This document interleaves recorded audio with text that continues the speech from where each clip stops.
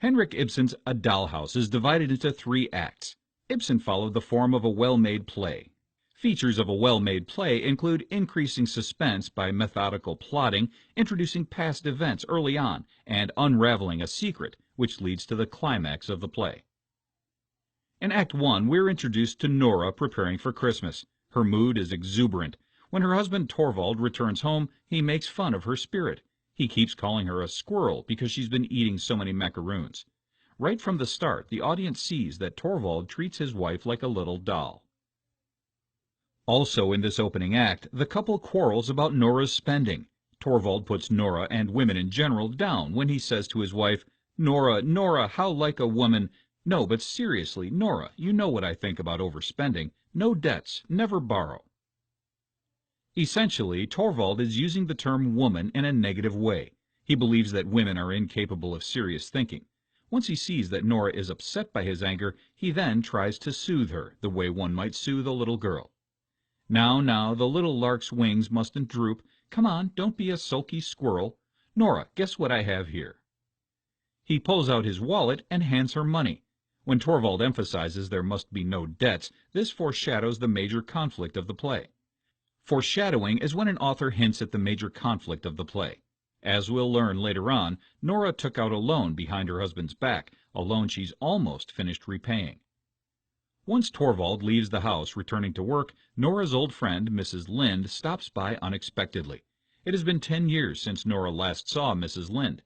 Mrs. Lynde is now a widow without children or money, and she is visiting Nora to see if Nora could help Mrs. Lynde find work at Torvald's bank. Mrs. Lynde is a dramatic foil for Nora. A dramatic foil is when one character serves to highlight the differences in another character. Mrs. Lynde's presence stirs at Nora's own longing to be independent and making it on her own. Nora tells Mrs. Lynde that she will talk to Torvald about a possible job for Mrs. Lynde. Nora also does something very revealing. She admits to taking out a secret loan. Nora withholds much of the details about the loan, but Nora wants Mrs. Lynde to view her as independent too. When Mrs. Lynde makes fun of Nora for being frivolous, saying, "Nora, aren't you sensible yet?" Nora explains that she took a loan so she could take the family to Italy. Nora did this because her husband's health was failing and the doctors suggested a warmer climate. While it's true that Nora did borrow the money, she did so to help save her husband's life. Nora ends up revealing the whole truth to Mrs. Lynde, again trying to prove her strength and independence. Nora admits that she borrowed the money from someone other than her father. At this time, women could not borrow money without a husband or father's consent. Mrs. Lynde asks how Nora could possibly take out a loan, and Nora basically says she has her ways with men. Nora confidently adds that Torvald will never know the money came from someone other than her father because her father had died at the same time Nora took out the loan. While Mrs. Lynde and Nora talk, Krogstad stops by. He works with Nora's husband. He's also the man who loaned Nora the money. He stops by briefly and leaves because Nora is not alone. It turns out that Mrs. Lynde recognizes him from her past. Nora does not want to talk about Krogstad at all because he represents Nora's sense of guilt. Dr. Rank then visits. Dr. Rank is a family friend who stops by once a day. He is in love with Nora, and Nora flirts with him, enjoying the attention. Dr. Rank symbolizes a lot of the darkness that shrouds the play. He's incessantly ill, complaining he won't have much longer to live. His presence reminds the audience that there's a sense of doom in the air. When Dr. Rank and Mrs. Lynde leave, Krogstad returns and blackmails Nora. He will tell Torvald the truth about the loan unless Nora convinces Torvald to promote Krogstad at work. Nora explains how difficult this would be. She says she has no power over such matters. Krogstad takes it a step further, proving that Nora forged her father's signature on the loan note from Krogstad. On the date the loan was signed, Nora's father was dead. Essentially, Krogstad says that if he doesn't get this promotion at work, he will tell Torvald everything. Torvald returns home, seeing Krogstad on the way out. Torvald thinks it's suspicious, confronting Nora. "I can see by your face that he's been here, begging you to put in a good word for him. You wanted to hide it from me that he'd been here. My little songbird must never do that again. My songbird needs a clean beak to warble with, no false notes." This quote is an example of dramatic irony. Dramatic irony is when the audience knows something that a character doesn't know. When Torvald believes his wife is not being discreet by merely speaking with Krogstad, it reminds us that he doesn't even know the half of it. Also, the fact that he refers to her as needing a clean beak reminds us how much guilt Nora feels regarding her deception. Torvald and Nora then begin to chatter about the upcoming costume party, but Krogstad is brought up again. Torvald mentions that Krogstad has a mixed past with problems related to forgery. Then Torvald goes on and on about how sinful Krogstad's behavior is and how his wrongdoings will infect Krogstad's own children. This is also an example of dramatic irony. Nora is guilty, just like Krogstad. When the maid enters offering Nora her children, Nora says, "No, no, no, don't let them into me." Nora is afraid she will infect her own children. In Act 2, we find Mrs. Lynde and Nora picking out clothes for the masquerade ball. Mrs. Lynde will help with sewing. Mrs. Lynde says that Dr. Rank must be the man who loaned Nora the money. Nora sidesteps Mrs. Lynde's questions. Then Torvald returns home and Mrs. Lynde leaves. Torvald and Nora argue because Torvald says he will fire Krogstad to make a place for Mrs. Lynde. Nora says that there are other bank clerks he could fire. Torvald says it's insulting to have a wife second-guessing his business decisions. He gives the maid a letter to send and tells Nora the letter is Krogstad's notice. Then Torvald returns to his study. Dr. Rank visits and he and Nora flirt. She shows him her silk stockings, a symbol of female sexuality. Some part of Nora believes she needs a man's assistance in getting out of trouble. She wants to confess to Dr. Rank what she's done, but he confesses his undying love for Nora first. Nora says she enjoys Dr. Rank's company and continues flirting with him. Part of Nora believes that sexuality is her only source of power. Once Dr. Rank leaves, Krogstad comes by, threatening Nora one last time. As he leaves, he drops a letter into Torvald's mailbox. Only Torvald has the key to the mailbox. The letter proves that Nora had been dishonest and had committed forgery. Mrs. Lynde returns, and Nora confesses everything to her. Mrs. Lynde devises a plan and tells Nora to stall Torvald and distract him from opening the mailbox. Then Mrs. Lynde explains she will track down Krogstad, who does remember Mrs. Lynde with fondness, and convince him to ask Torvald for his letter back.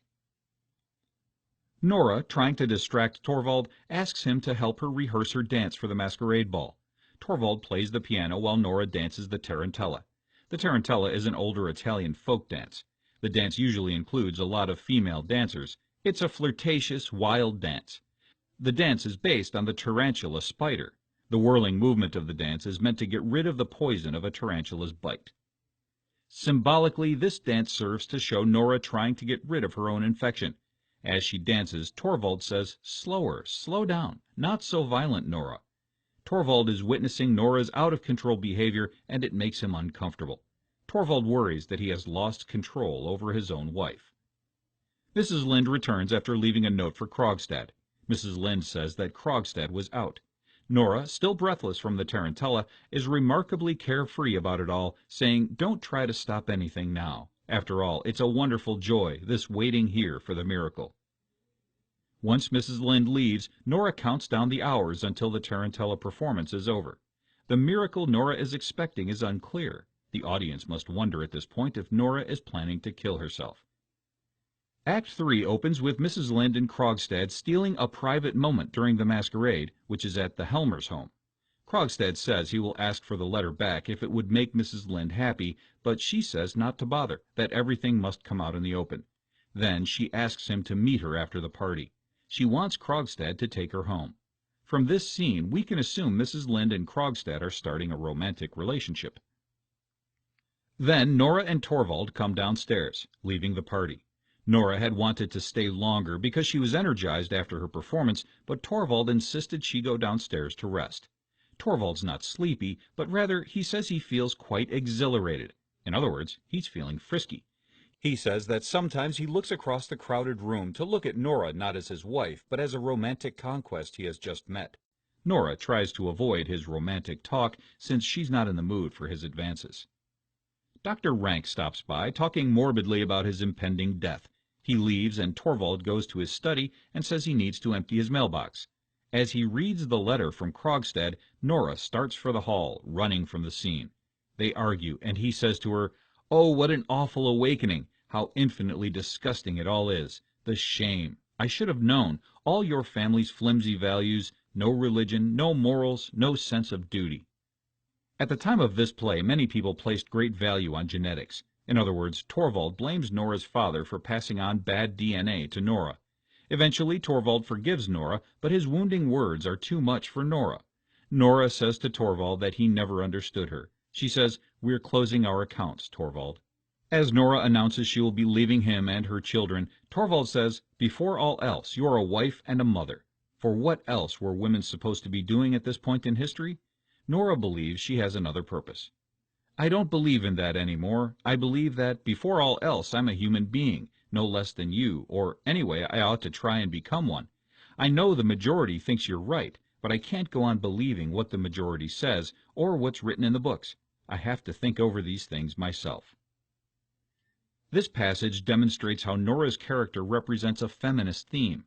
Feminists, as you probably know, are concerned with women's rights, which was a fairly new idea at the time of this play. Nora no longer wants to be a doll in Torvald's home. She wants to be a human. She packs a bag and leaves the house. The last scene shows Torvald sitting alone.